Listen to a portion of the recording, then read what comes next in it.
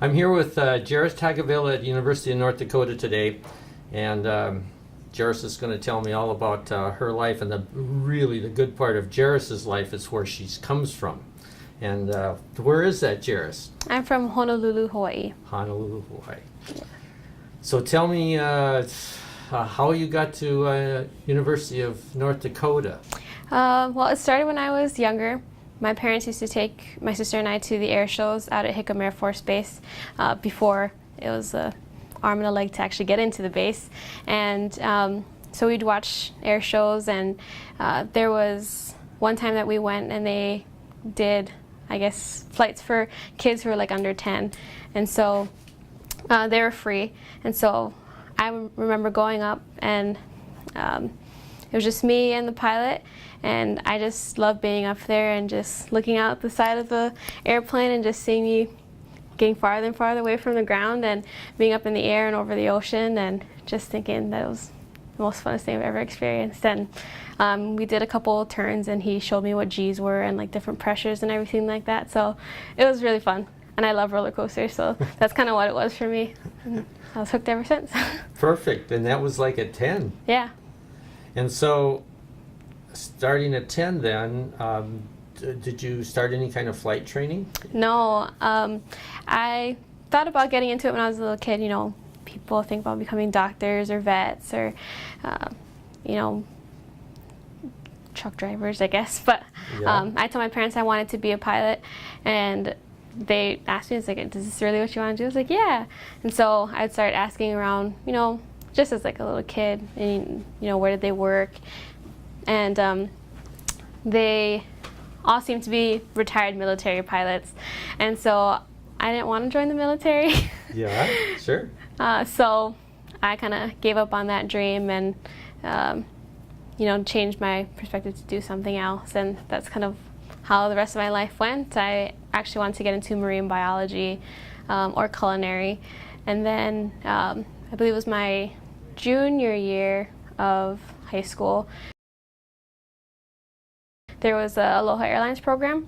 So back when Aloha Airlines was a pretty big deal in Hawaii, they did this Explorer program for kids that were in high school, and we got to see everything about an airline. So not only the pilots and the flight attendants, but also like the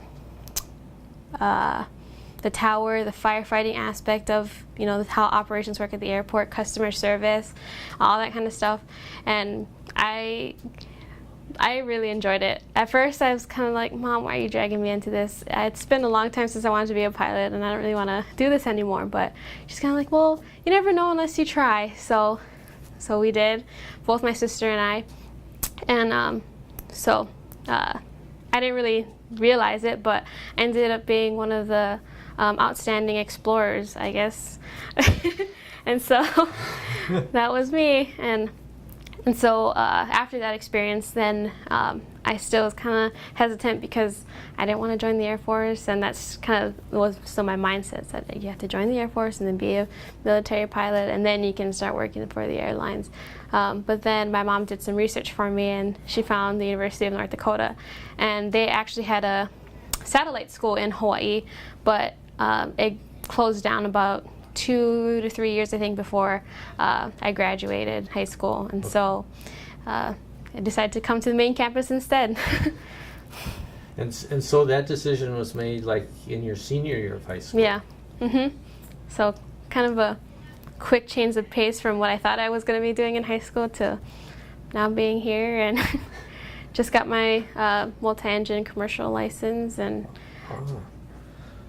now working on my CFI. CFI. Yeah. And what year of school are you in now? This is actually my 6th year of school. 6th year. But I started off with just commercial aviation, but then I also added on air traffic control and unmanned aircraft systems. So it's taken me a little bit longer, but... So you have some minors then? They're actually majors, so I'm triple majoring, and then I'm also minoring in biology. Wow. You have a heavy workload? Yes. But it'll all be worth it. And why did you make those decisions to have these other majors? I wanted to go into aerial firefighting, after coming here to the university and taking a public safety course. And there was an alumni, Mary Very, who came and she talked to us and she showed us what she did, and I was like, that is my job, that is what I want to do. And so I still keep in touch with her. I email her back and forth and asking her, kind of tips of, things that'll get me into that career field. And so she said, if you really want to do this, get a minor in biology.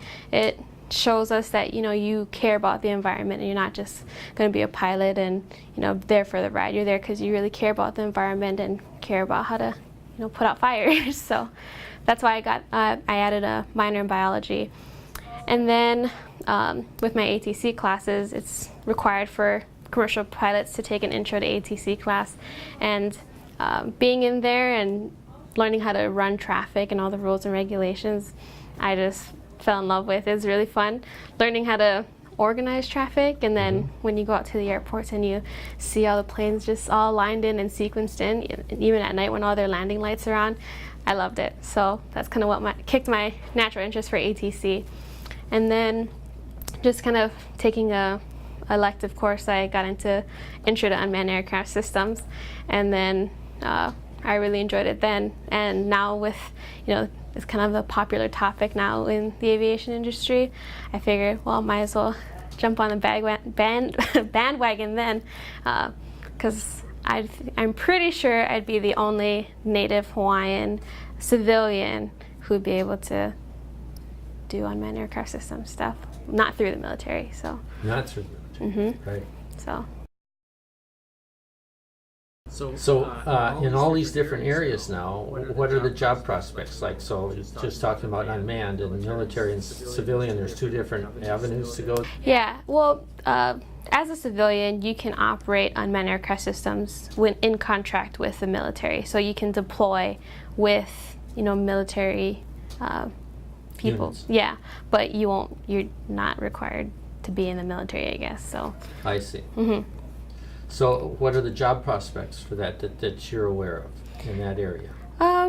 It's a pretty good job avenue. There have been a couple of people that I know who graduated from the UAS program here, and they're out and they're deployed, and but they enjoy what they do. So.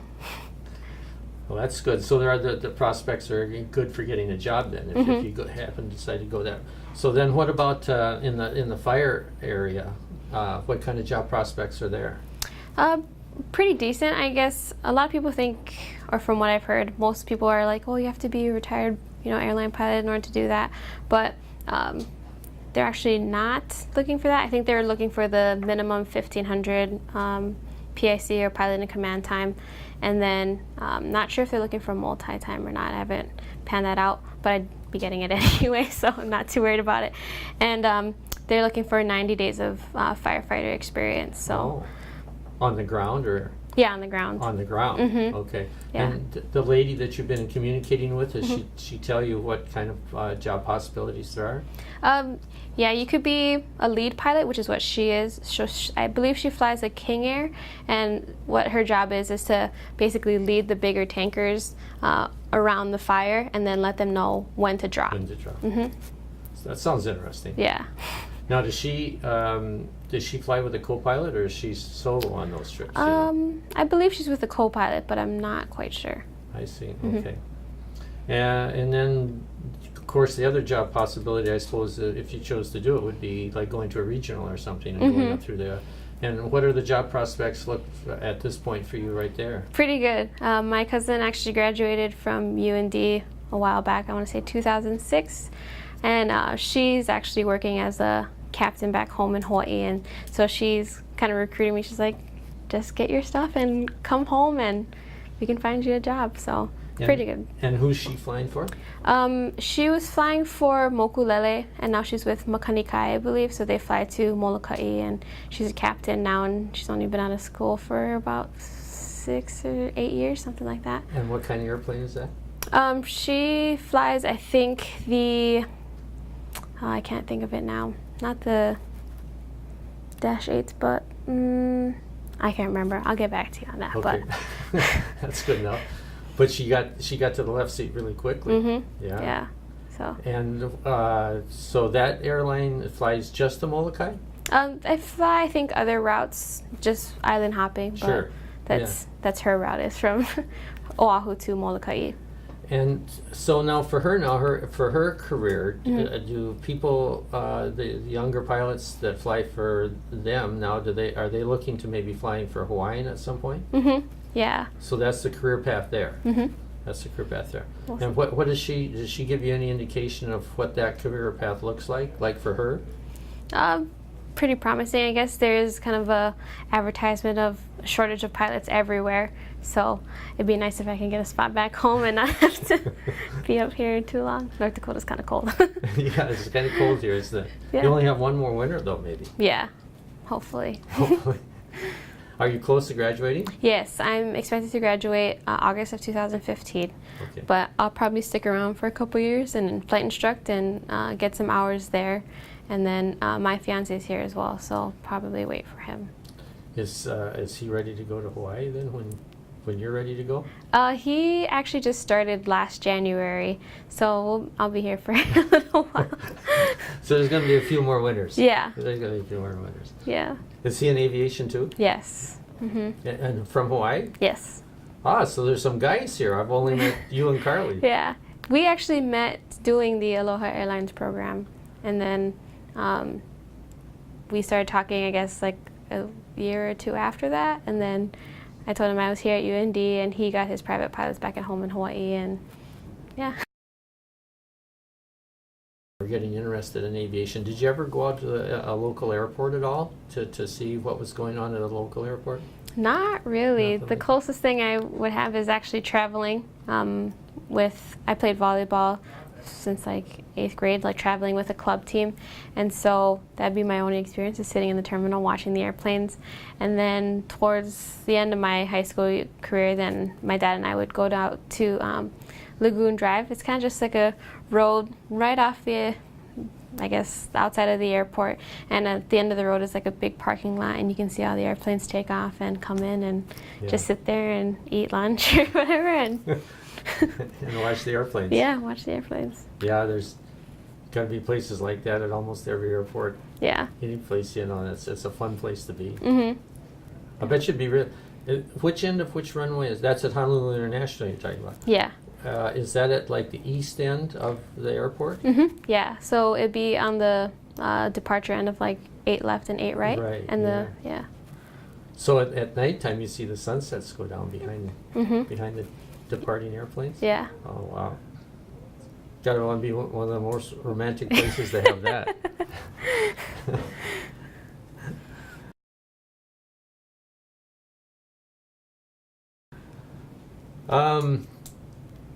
So the first licenses that you acquired then were here at UND, like your private. Everything started here as far as Yeah. flying. I had no prior pilot experience at all before I came here to UND. And among your peers then, the freshmen that you were with, how many of them were like you, and how many of them, roughly a percentage maybe, that had previous flying experience? It was kind of 50-50. Was it? So some people had already come in with their private pilot's license, and some of us didn't. So Right. Do you see that as any advantage or disadvantage either way? Does it really matter? in the long shot, not really. But I guess coming in and not having any prior knowledge, it's kind of drinking through a water hose or a fire hose. But with the kids who have gotten their license prior to coming to UND, they kind of have like a step up on you, but at the same time, they're learning a lot more structure with flying. Environment. Yeah, structural environment. Because back at their local BOs, it was kind of they flew when they wanted to, when they and their CFIs were available. But here, it's kind of like a 3 times a week at a specific time that you register for, and plus you're going through actual college classes and all sorts of. So it's very structured. And how is that arranged, like for your flying time? Do you actually schedule it yourself, or are you put into different slots, just like you get your coursework is at certain times? Yeah, you pick your slots. So when you register for the ground school class, you also register for the flight lab portion of it, so we can look up the times that are available, what fit in our schedule, and select that time. And then they pair us up with a CFI who also is available at that time. I see. Hmm. So you actually select the times when you want to do your flying. Yeah. I see. You have somebody that, an actual instructor that pretty much kind of coaches you through, like say the whole private phase, or do you meet different instructors all the time? Usually you have a set instructor. There have been occasions where the instructor leaves because maybe they got picked up by a regional airline, and so you'll get instructors that way, or new instructors that way. But then you also have stage check pilots that you encounter. So with every flight course you have to do a flight test, both a sit-down test and also a flight test, so you get experience with new people. And then if any reason your instructor has to go out of town for whatever reason, they'll have someone usually cover you, and so you get experience with a new CFI that way as well. What, with such a structured program like this, it probably doesn't happen very often that you don't pass whatever stage checks there are, but what happens if that does occur? If you go for a check ride or you go for an oral or something, mm-hmm. and it's not satisfactory, then what are the procedures after that? So if you were to unsat a specific part of the oral part of the stage check pilot is required to tell you immediately, and then you have the choice to continue on to other topics, or you can end the stage check there.